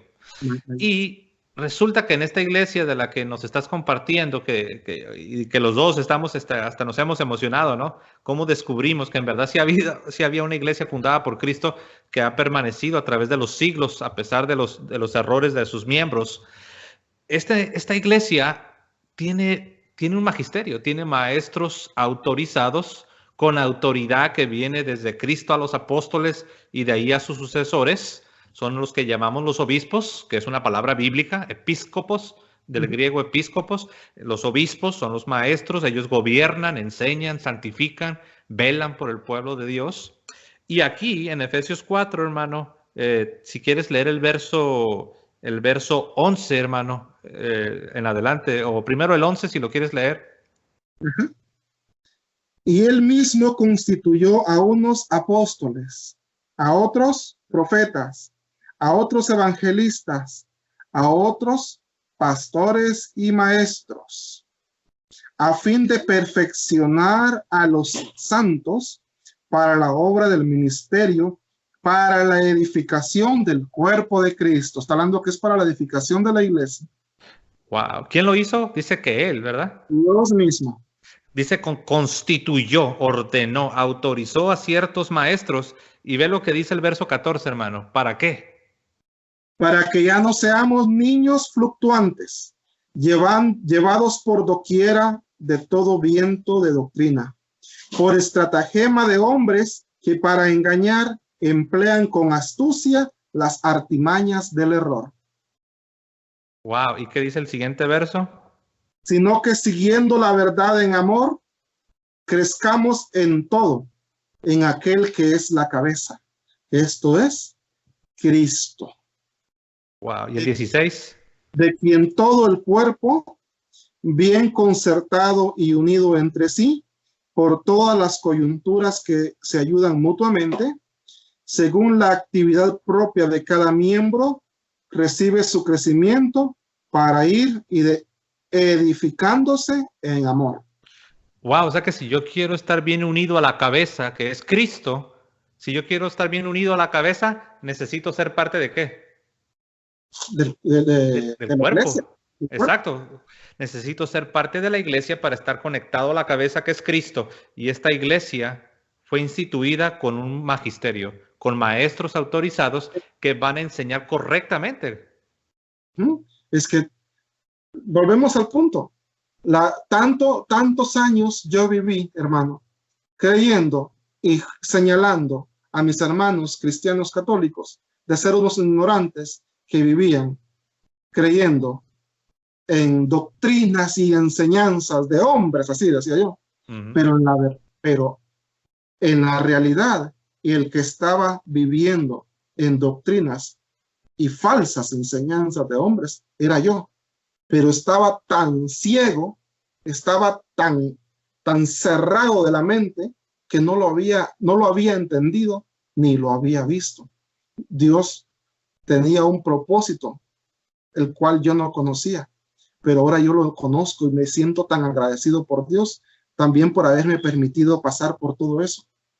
Porque el haber recorrido esos 35 años caminando con los ojos vendados, ahora me hacen valorar y atesorar y amar con lo más profundo de mi corazón la plenitud de la fe, la plenitud del evangelio que ahora he encontrado y conozco en su santa iglesia católica y apostólica. Ahí, donde no solamente tengo la Biblia para alimentar mi fe, porque la Biblia la tenemos acá como fundamento, pero aparte de la Biblia, tengo ese magisterio milenial. Son 2000 años de sabiduría, 2000 años de revelación de parte de Dios a esos maestros, la cual nos han transmitido, nos han compartido. Y eso en el mundo protestante no existe. Ahí todo su magisterio empieza y termina el día que don Panchito agarró la Biblia, se aprendió 20 versículos de memoria y dijo, Dios me habló, tuve un sueño, sentí un llamado y se nombró pastor.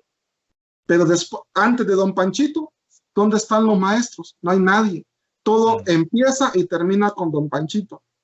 Aquí no. Aquí está la palabra de Dios escrita, que es la Santa Biblia.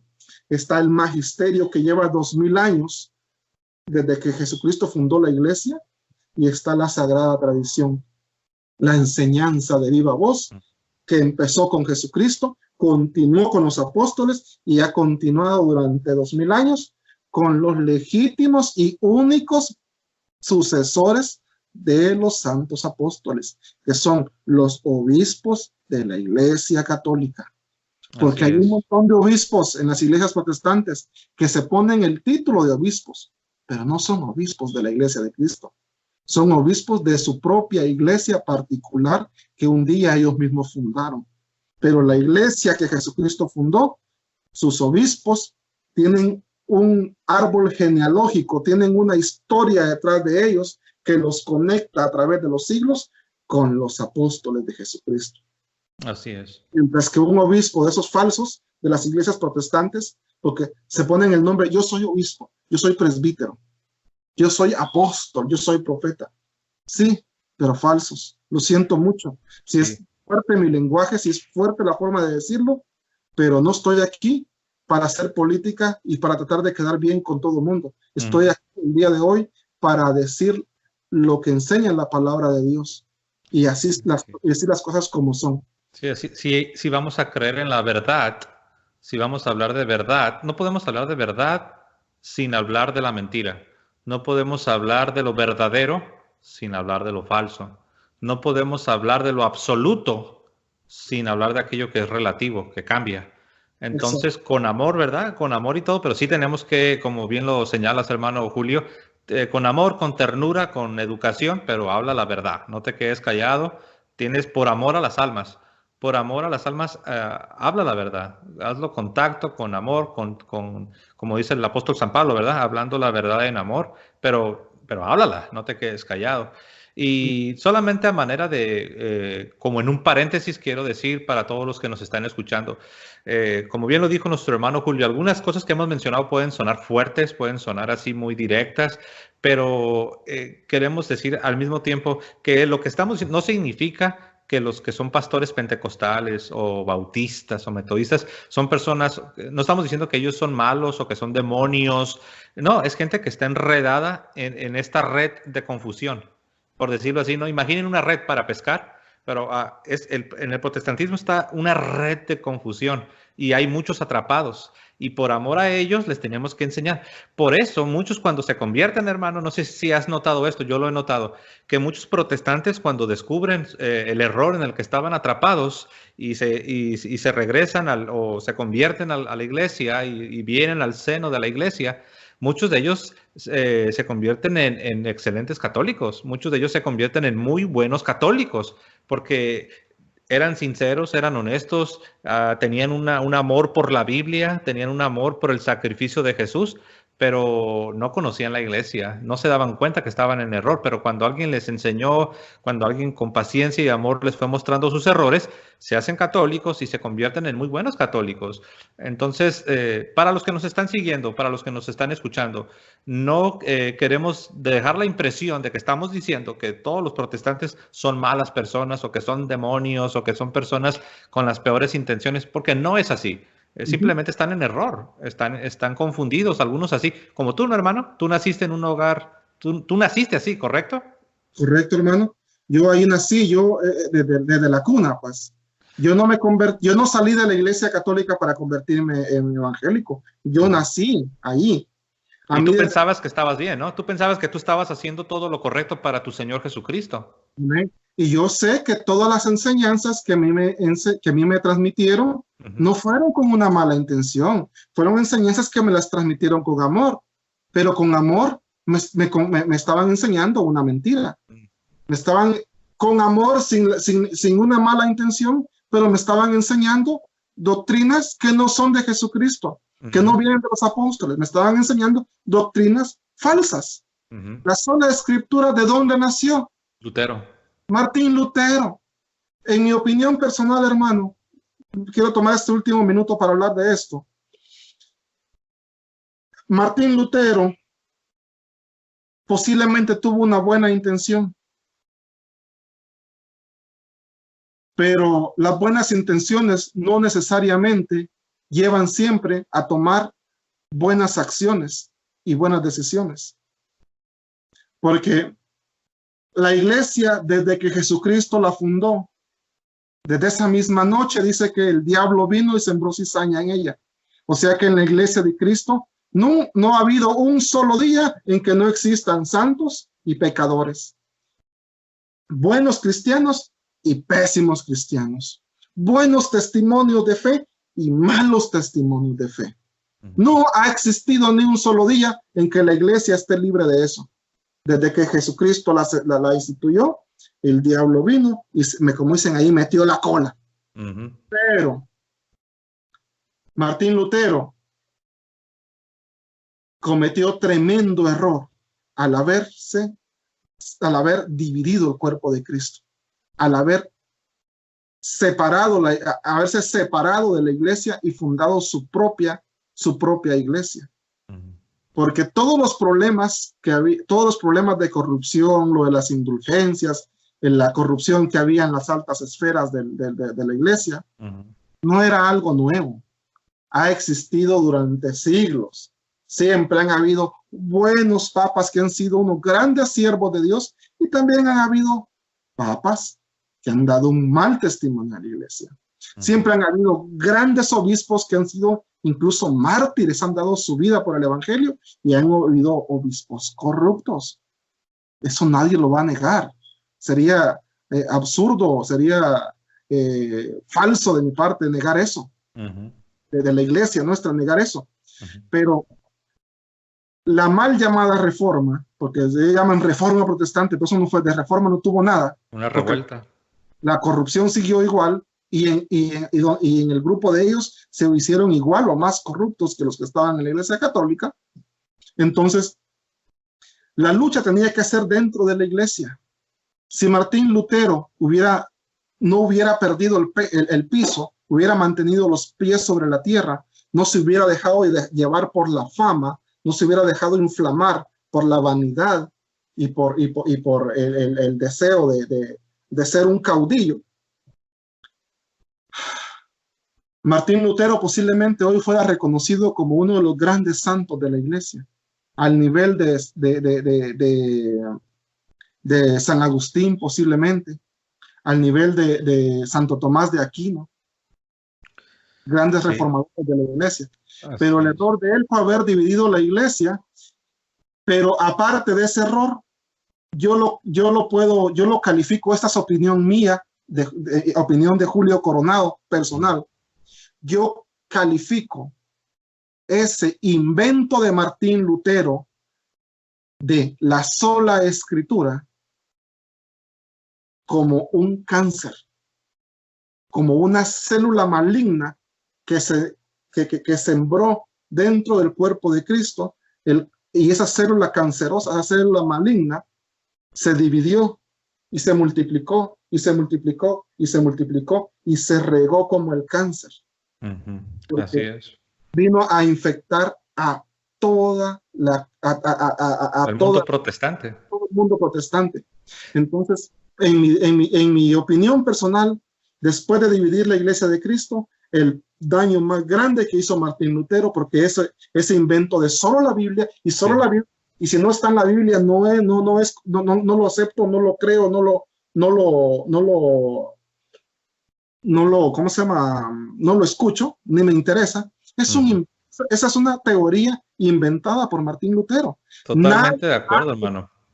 Nadie antes de Martín Lutero practicaba esa enseñanza de solo la Biblia. Totalmente de acuerdo, y pues nació del orgullo. Cuando él hizo esa declaración en la famosa dieta de Worms en Alemania, le dieron la oportunidad, le rogaron que se retractara de sus herejías, de sus propias doctrinas que él estaba armando. De hecho, él pidió 24 horas.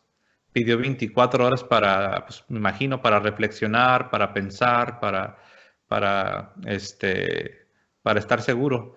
Y en esas 24 horas su mente cambió. Y digo su mente cambió porque él anteriormente había dicho que él se iba a sujetar, que al final del día, según él, que al final del día él se iba a sujetar a la iglesia. Porque dicho sea de paso, en las famosas 95 tesis de Martín Lutero, las de 1517, él mismo ahí condena a los que rechazan al Papa. Al principio, como bien lo señalaste, él empezó con un deseo, con un celo de limpiar, de reformar, de atacar la corrupción, pero al final, en esas 24 horas, cuando se le dio esa oportunidad, él decidió hacer su propia voluntad. Él perdió la batalla contra el orgullo. Y el resto es historia. Y lo peligroso del orgullo es que el orgullo tiene esta característica, que el orgullo te ciega, te pone una venda en los ojos, de tal forma que ya no te das cuenta que estás caminando en la dirección equivocada. Tú juras y superjuras que vas caminando en la dirección correcta, pero como ya tienes la venda que te tapa los ojos, la venda del orgullo, ya no te das cuenta. Ya tu percepción ha sido distorsionada. Eso es el peligro del orgullo. Y conectado con esta idea que tú dices de la sola escritura, en lo que se dice que fueron sus palabras, donde él dice que su conciencia, según él, dijo, mi conciencia está cautiva a la palabra de Dios y no voy a aceptar lo que diga la iglesia o los concilios porque se equivocan y se contradicen. Y dijo Martín Lutero, y aquí cito textualmente, mi conciencia está cautiva a la palabra de Dios y no puedo hacer otra cosa. Eso es un engaño, porque cuando tú dices mi conciencia, te estás nombrando a ti mismo como el juez y el intérprete de lo que es la voluntad de Dios. Y eso lo pueden decir todos. Por eso tenemos tantas denominaciones, porque cada quien, si ahorita yo me pusiera a hablar con todos los representantes de todas las denominaciones, todos dirían lo mismo que Martín Lutero dijo, mi conciencia está cautiva a la palabra de Dios. Pero se están engañando a sí mismos. Lo que están siguiendo no es la palabra de Dios, lo que están siguiendo es su propia interpretación de lo que ellos consideran ser la voluntad de Dios, pero solamente se están siguiendo a sí mismos, y eso empezó con Martín Lutero. Hermano, muchas gracias. Mira, el tiempo nos ha ganado. Yo sé que tú y yo nos apasionamos y podemos hablar aquí otras 3 horas. De hecho, quiero agradecer a todos los que pacientemente nos han estado siguiendo. Yo sé que también lo han disfrutado. Porque yo lo hago cuando te escucho contar tu testimonio, sobre todo cómo fuiste venciendo esos obstáculos. Gracias, hermano, por haber tomado este tiempo. Gracias a todos ustedes también que nos están siguiendo. Si no han dado like, denle like al video, dejen sus comentarios, dejen sus preguntas para el hermano Julio Coronado. Estoy seguro que el hermano Julio tomará un poco de tiempo para tratar de responder a estas preguntas que ustedes puedan dejar en los comentarios. Compartan este testimonio, esta enseñanza en sus redes sociales. Y bueno, pues me queda agradecerles. Y bueno, voy a dejar que te despidas, hermano Julio. Gracias, hermano José. Pues todo sea para la honra y gloria de nuestro Señor, porque siervos inútiles somos tú y yo. Amén. La obra es del Señor, la obra es de nuestro Padre. Él nos alcanzó con su misericordia. Él es el autor de todo. No, nada en nuestra vida, porque tú también eres tu testimonio de conversión, hermano, también a mí cuando estaba recién llegado a la Iglesia Católica, te lo platiqué. El testimonio de tu esposa y el testimonio tuyo, a mí me reconfortó el corazón, me fortaleció en la fe. Y yo sé que a lo mejor mi testimonio de conversión también ha tocado el corazón de algunos hermanos, tanto católicos como no católicos. Y para mí lo importante es que el Evangelio de nuestro Señor Jesucristo se siga anunciando, pero se siga anunciando la palabra de Dios completa, no diluida. No solamente un pedacito por acá y otro pedacito por allá. 2 líneas por acá, 2 líneas por allá. Pedacitos fuera de contexto. Pedacitos donde dice algo que a mí me conviene solamente. Y si Dios me rescató de ese mundo de confusión y contradicción, nada es por mérito mío. Todo es por obra y gracia de nuestro Señor. Y para Él sea la honra y la gloria, como dice la palabra de Dios en el versículo que leímos, por todas las edades, por los siglos de los siglos. Amén. Amén, así es en la iglesia. Bueno, de nuevo, hermano, gracias por tomar tiempo y gracias por compartirnos. Gracias a todos ustedes, hermanos. De nuevo, les animamos a que compartan el video, denle like, dejen sus comentarios, dejen sus preguntas, ya sea para el hermano Julio Coronado o para su servidor, y trataremos de dar respuesta. Que tengan un excelente día, que el Señor os bendiga a todos. Hasta luego.